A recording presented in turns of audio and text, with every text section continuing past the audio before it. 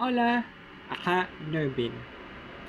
Let's talk about the different pronunciation of the letters double L or double L and J or Y or in English letter Y.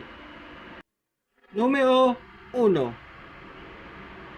The Y like or the letter I like sound. Yo, yeso, desayuno, llamar, lluvia,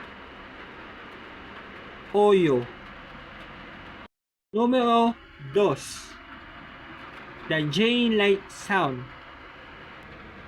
Yo, yeso, desayuno, llamar, lluvia, pollo. Número 3. The SH-like sound. Yo, yeso, desayuno, llamar, lluvia, pollo.